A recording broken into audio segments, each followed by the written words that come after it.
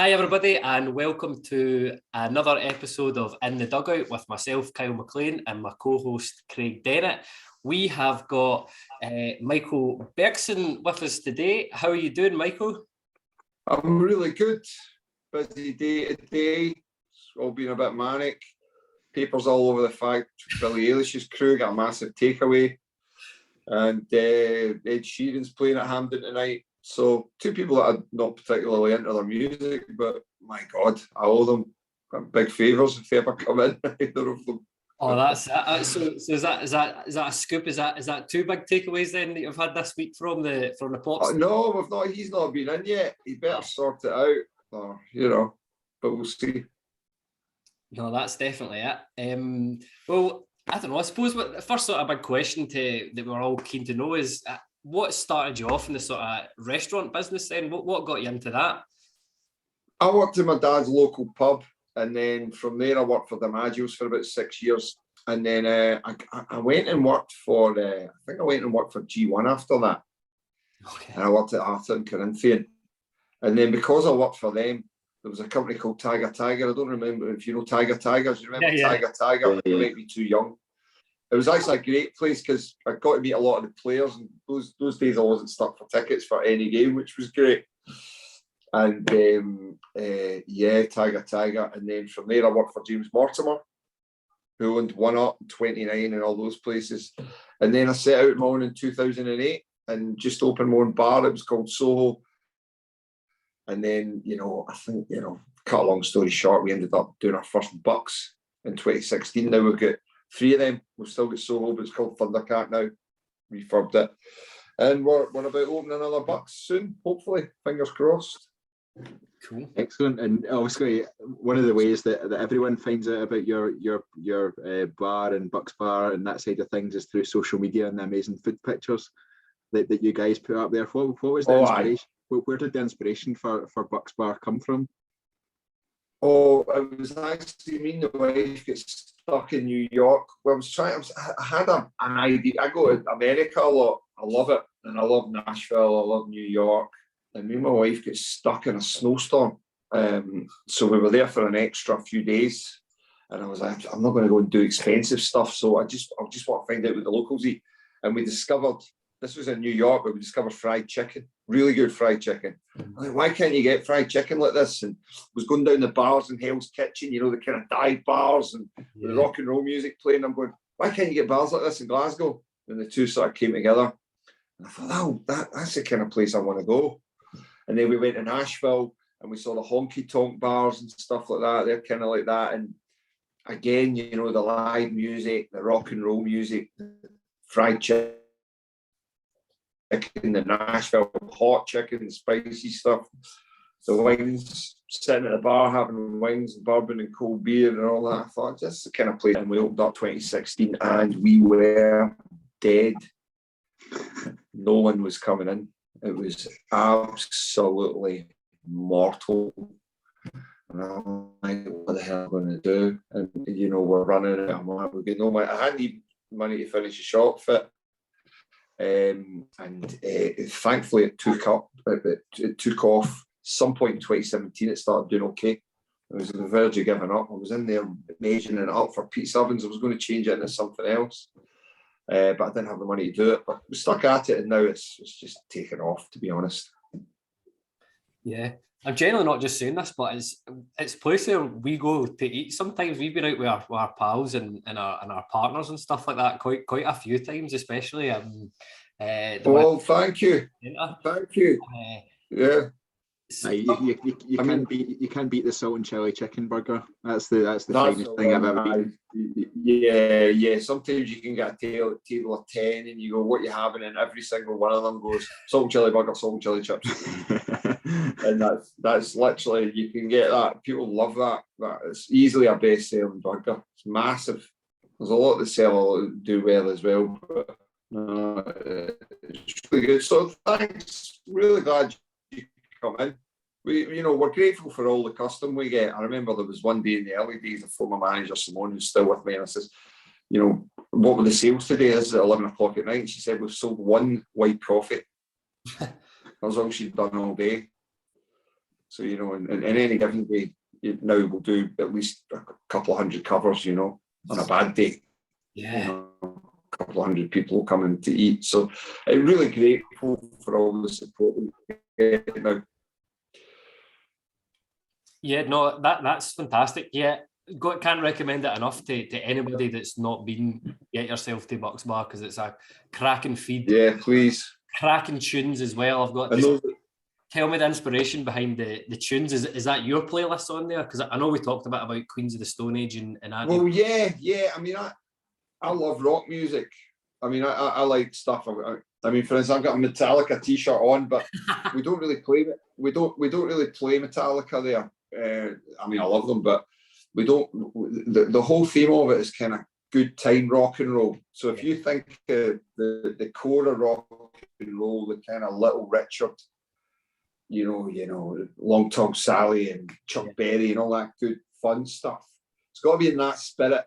So, you know, you can play something by Queens of the Stone Age, or Foo Fighters, a modern band, but it's got to be in that spirit. AC/DC's a great band for that. So it's almost like AC/DC's as heavy as you go. Yeah. You know, you won't quite go to like thrash metal and Pantera and, you know, all that music. So we kind of keep a wee lid on it. And the other side of it is as well, you don't want anything too angsty, you know. Yeah. You don't want to hear about rock stars talking about how terrible their life is. You know, we don't do that. It's got to be good time rock and roll, you know. Yeah, well, you've certainly nailed that. Absolutely. Yeah. So that's probably enough talking about Bucks Bar. That's enough free promotion for yourself. I think we'll move on to the Rangers. We'll move on to the Rangers side of things, and we're delighted to learn that you're a Rangers man. What was it that got you into supporting Rangers? Same as most people. My dad's a Rangers supporter. So the first game he took me to, I think I was about 5 or 6, and it was a pre-season friendly against Manchester City. And I can, you know, the thing I actually remember the most was the stadium and the guys. To be honest, I can't even remember the game. Just a kid, but I couldn't believe it that I was seeing the Rangers players up so close, you know, and thought it was brilliant. But it was the guys behind me, their banter and their singing and everything. It was just brilliant.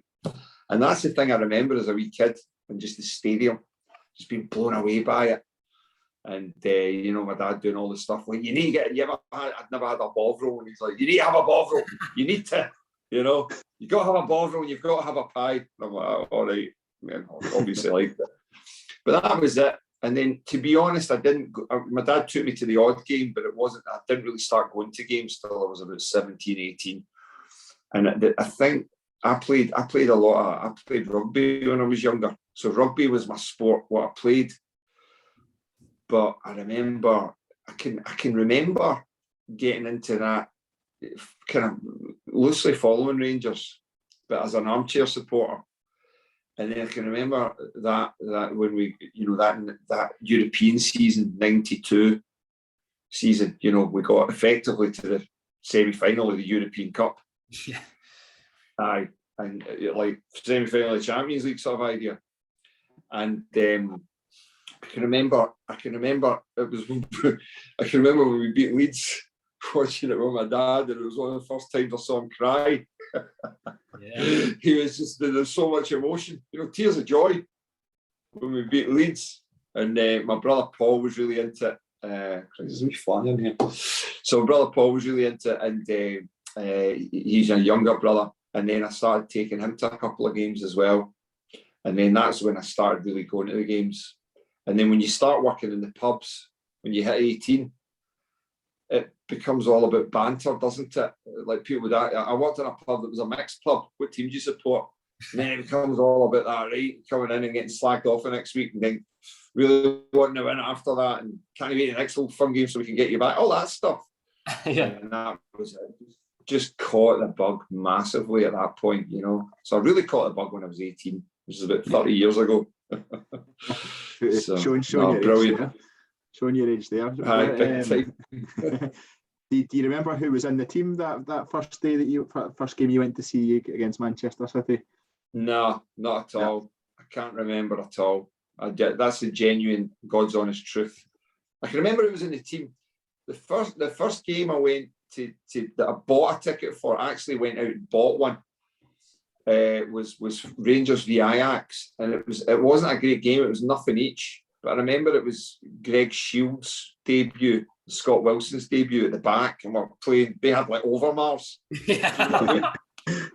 and we held them at nothing each. I think we were already kind of out the group at that point.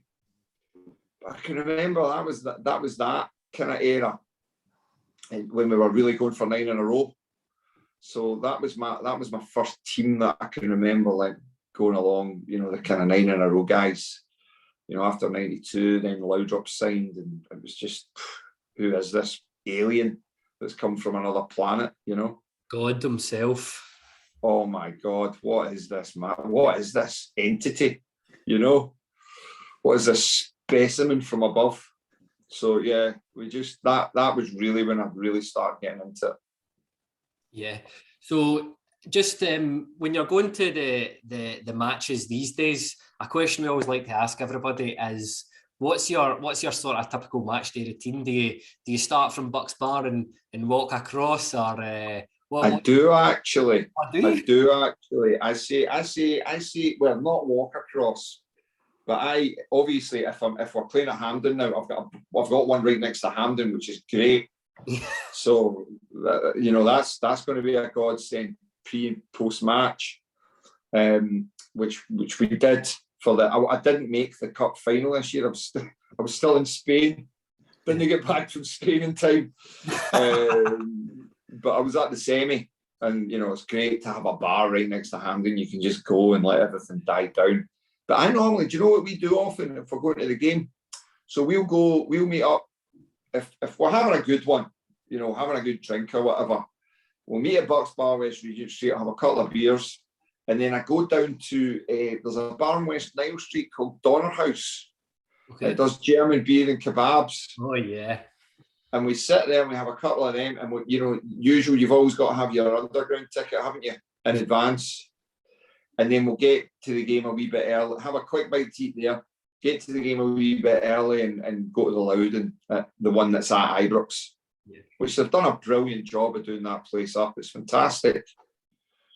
And out the back in the summer and all that, well, not summer, but if you get a sunny day in May and you're out the back beer garden and stuff, it's just wild out there. It's great, isn't it? So we go there and then head to the match. Yeah, that's great. I guess one of the questions that we always ask, and I think it's because we don't actually know the reason why people do it. So, see when you're walking out Ibrox, you know how some people they go and they tap the wall above the door or whatever, and is that something you do? Yeah. Why do you? Yeah, of course. It's like kissing the stadium. I mean, my kids have done that since they were wee. I pick them up and hold them, pick them up and go, right, say goodbye to the stadium. Bless it. Yeah. So that's the first time we've heard that is the reason why. No, it's almost like, you know what I mean? I always do that. Do not do that.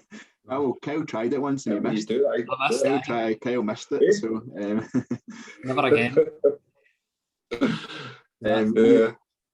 You mentioned being stuck in Spain for the Scottish Cup final. How was your trip to Seville? Were you a crazy route there, or were you right? Let me tell you. How was it? Let me tell you.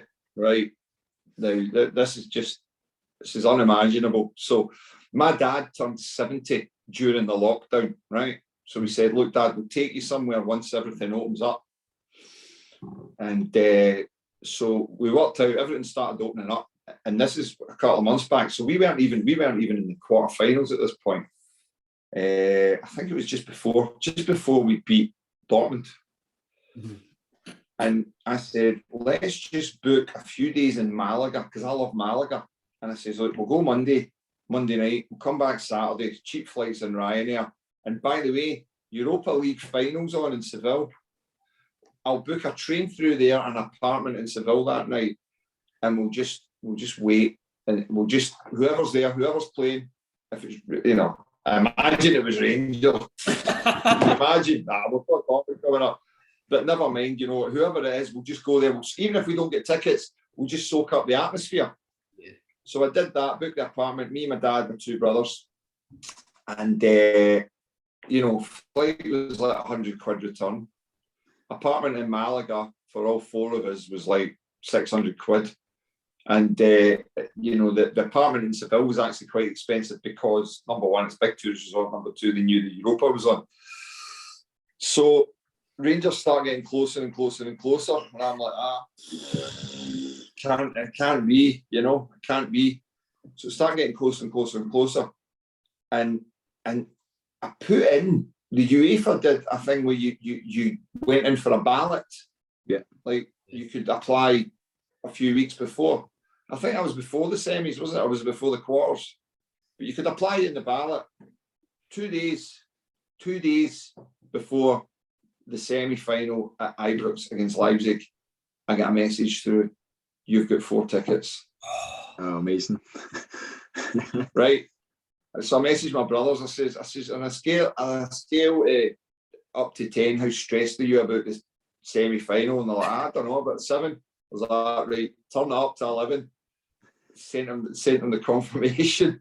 Yeah. And they're just like, and they both said the same thing. I wish you hadn't told me that. The semi-final was the most stress. See that last 8 minutes at Ibrox was the most stressful 8 minutes of my life. And actually, when you watch it back, we weren't in too much danger, but I felt we were under siege. I felt as if they were hitting the crossbar every 10 seconds. You know, just because you're in that mental state, because you get so much to lose.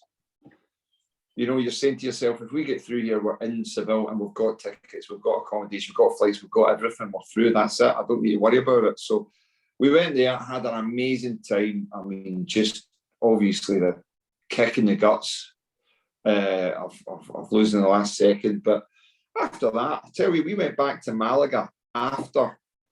So we stayed one night in Seville the night of the match, and we went back to Malaga. You would have thought Rangers were playing in Malaga that night. Yeah. The bars were just heaving, sing songs everywhere you go. And the funny thing is, they're still singing things like "We're on our way." You're like, right, it was yesterday. We've here, we've been, you know. And it was just wild. We stayed right there, and then we were flying back on the Saturday night, and the Scottish Cup final was that day. And we found a bar and watched the Scottish Cup, and again, completely full of bears. And it was just a brilliant time, you know. Yeah, absolutely. Kyle and myself were both at the game as well. We didn't quite have as easy a route to tickets as you did. Aye. We got them on the Tuesday night at 11 o'clock. We got our tickets, so that was a wee bit stressful. Wow.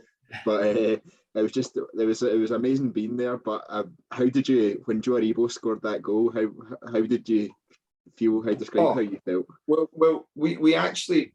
The beauty of it was, see, because we got there so cheap, I said to myself, if I can get my son there, I'll pay whatever. Because my eldest son, Sam, you know, it's such a big deal to me, because his first game was Elgin. I took him to Elgin when he was a wee boy. And do you know what I mean? And now he's at the Europa League final. That was just, so I was like, I need to have him there. So it didn't look like it was happening, and then some German company put on a flight at £700 or something like that, 2 days to go. So I booked it. It was flying out in the morning of the game and come back the day after. So I had my son there with me as well, because I managed to get a ticket off my suppliers. It turned out it was in the same section. So when he came down for the second half, when he worked out that we had space and stood with us, me, my dad, and my brothers, and when we scored, it was just like, oh my God, we're going to do it. We all thought we were going to do it. And that's the thing, we couldn't hold on for 10 minutes, but then we held on for another, 50? We actually managed to hold on for another 50. So,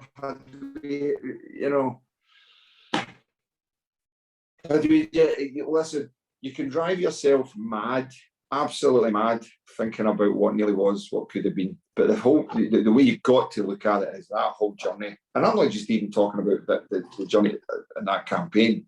Think about it, from going to the third division to that, everything, the quarters, the semis, everything, beating Dortmund. It was just unbelievable. Just brilliant. Yeah. nobody expected us to get there. I think a lot of our own support didn't expect us to. Well, I know even sitting in that Leipzig game with 3 minutes to go, I'm still thinking they're going to score twice here. They're going to score twice here, but we managed to do it. And as you said, you summed it up nicely there, Mike. Like everything apart from the result was amazing. And I know that I thought the Frankfurt supporters were fantastic. I really liked chatting to them, and they were brilliant. We all the bars shut down. We finally got there near the cathedral. We were just lucky. We found one wee bar that was open, and we ended up sitting with all the Frankfurt supporters, and they were brilliant. They were so nice. But do you know what? Do you know the hard thing is? A lot of them were just saying to me, they're saying, we don't think this means as much to us as it would mean to you because we compete in the Bundesliga. We want to win the Bundesliga. You know, if we, with all due respect, the league means everything to us, but if you could have 1 year winning that instead, you'd take it, wouldn't you? As a Rangers supporter, 100%. But they'd always want to win the Bundesliga over and above the Europa. You know, that's their second choice. But they were amazing. Let's face it. I think the way their fans were, it was like coordinated. Everything was. You could tell they had their routine. We're not like that. We just kind of randomly shout stuff and react to things. You know. Yeah. Or react to certain things, but they were brilliant, and our fans were great too. You know. Yeah. Totally. Right, back onto the questions that we ask everyone. I almost lost track of who was asking you there, but I think it's my turn, so I'll go for it. Right. So next question's around your favourite goal. So when we first started this series, we tried to get people to tell us one, and no one just has one. Everyone has 4 or 5 that they like. So we've opened up. So we asked people top 3 favourite goals that you've seen Rangers score. I loved. I mean, I remember being at you remember the game where we beat. Let's be honest. We beat Celtic 3-1 at Ibrox. The Bo Anderson double. Do you remember that one? Eddie Bo Anderson scored 2. Very vaguely. And George very vaguely. We're showing our age. We're showing our age, but very vaguely we remember that. Well, listen, there was a game, right, and we were going for 9 in a row, right?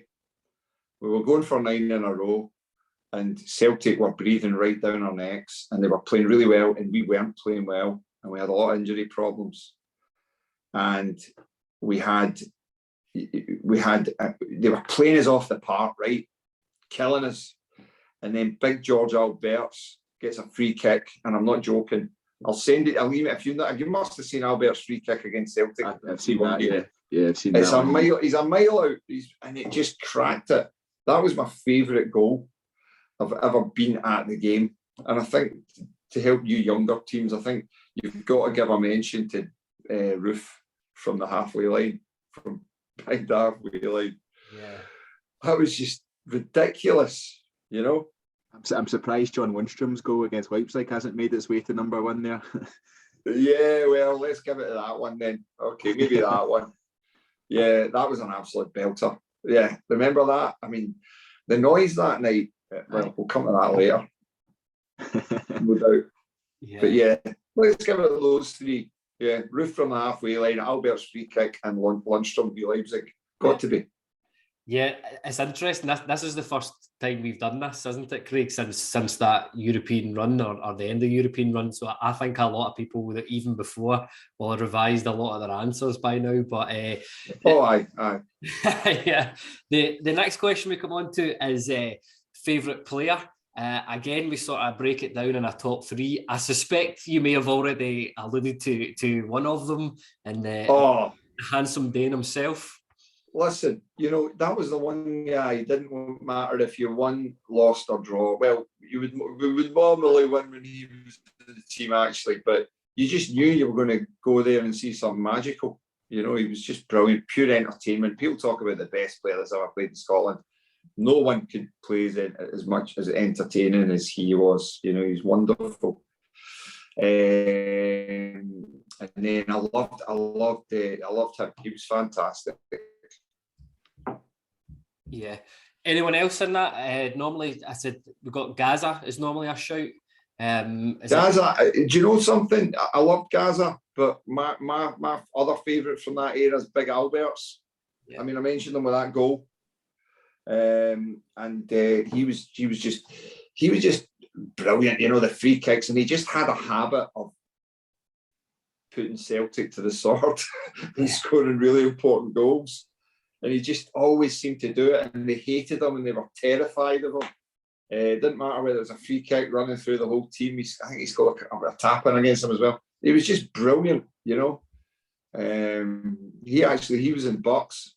I got to meet him, and he really, really nice guy, you know. Wow. And when it comes to, I'm going to throw you back a curveball question in here just to get your thoughts. When it comes to the current team, who would be your favourite player on the current team? Oh, I just love Alfie. I love that guy. I don't know. I think we all have a weakness for a player that just plays with such fire, you know. And I just love him. And we all know if he was at that final, I think we'd have won. I think he'd have scored a couple. I really do.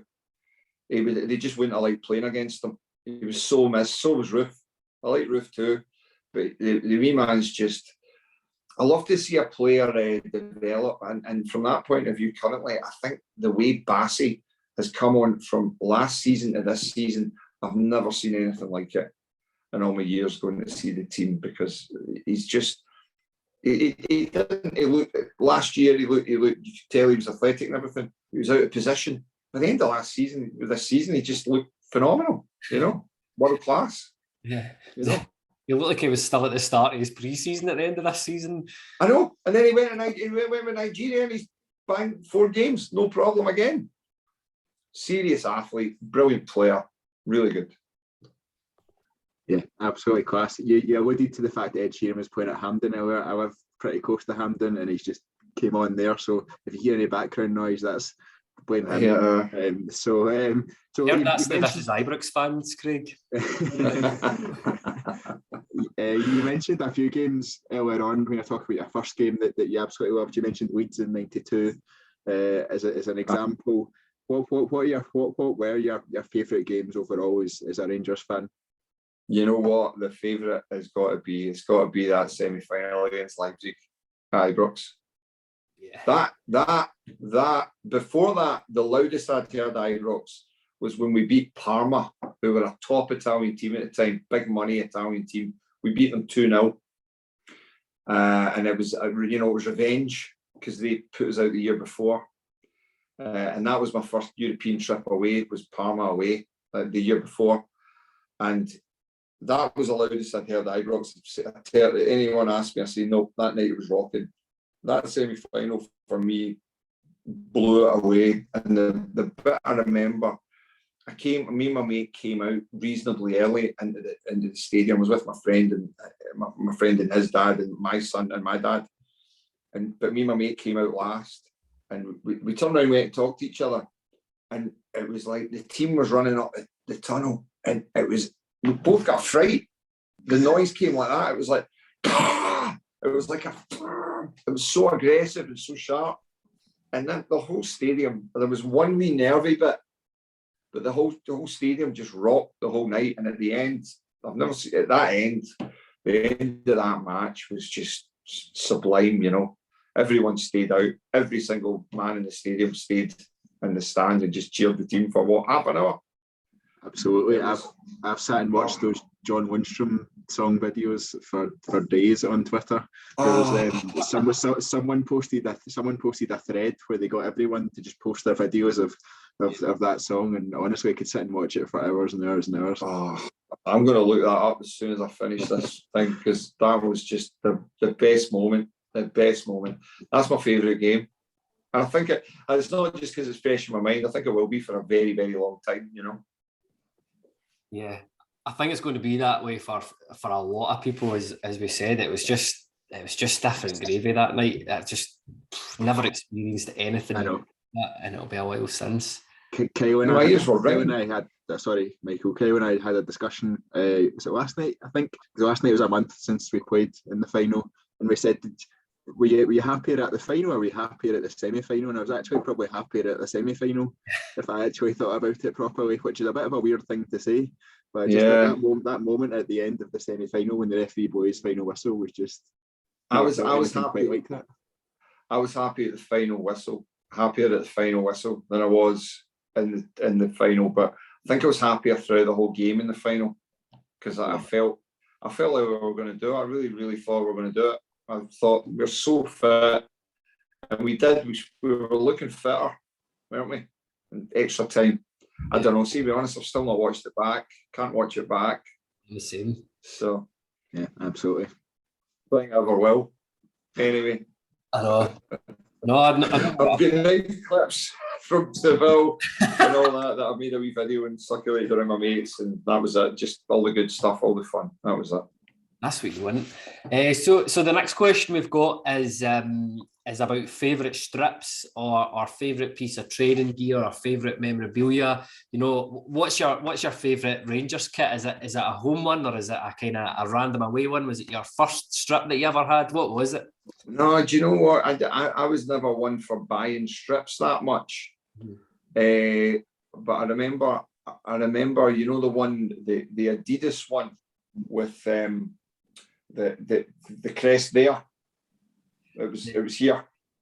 It was an Adidas one, and it had a crest right here in the centre. Yeah, I had the badge. Sorry, it was Adidas. It was way back, like 93, 94, something like that.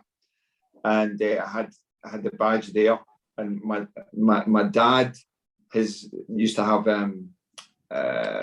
Charlie Miller's Mrs. Caroline, his wife Caroline, used to work with my dad as a hairdresser, and he gave my brother that signed by the whole team, for the 9-in-a-row team. Yeah, so it's an absolute belter.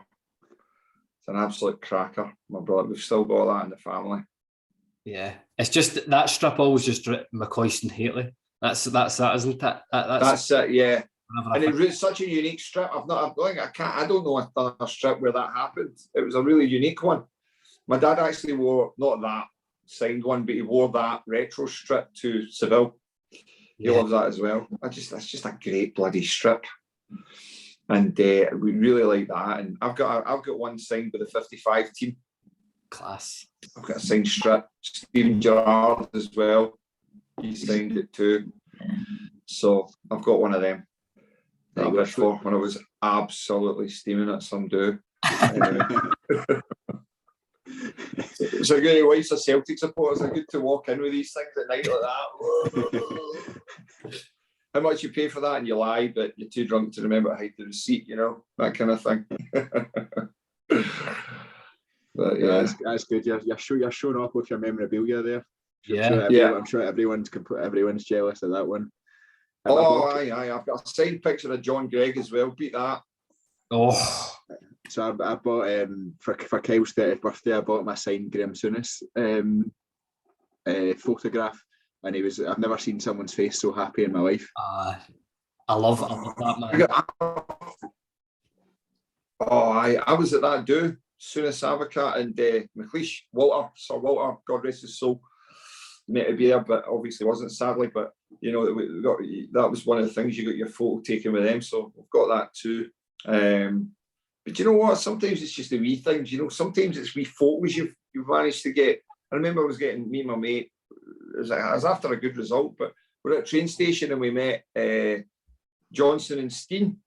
You know, the two scorers from 72. Yeah. And they're at the Tube. You know, we were like one of those ones last out the stadium, last out, I think we were hospitality or something. Someone took us last out, pie-eyed, and the two of them were there. We're like, we got our pictures taken with them, you know. And you're saying, how you guys get in the Tube? You guys should be dropped in by helicopter. What's going on? But just two of the most down-to-earth guys. And then I spotted Colin Steen outside Seville as well, outside the stadium. He was getting mobbed. Yeah. But everyone's trying to touch him for luck, you know. Yeah. So we've reached our final question of the evening, and it's a bit of a strange one, I guess. We're all used to going to the games all the time. I guess some of us have watched Rangers in some strange places, especially when it's summer holidays and we're in some weird pre-season friendly tournament and all that sort of stuff. What's the strangest place you've ever watched a Rangers game? I watched it once. I've watched it in I've watched it in Cape Verde in Africa, a wee African island, a wee island off the coast of Africa. I've watched it there.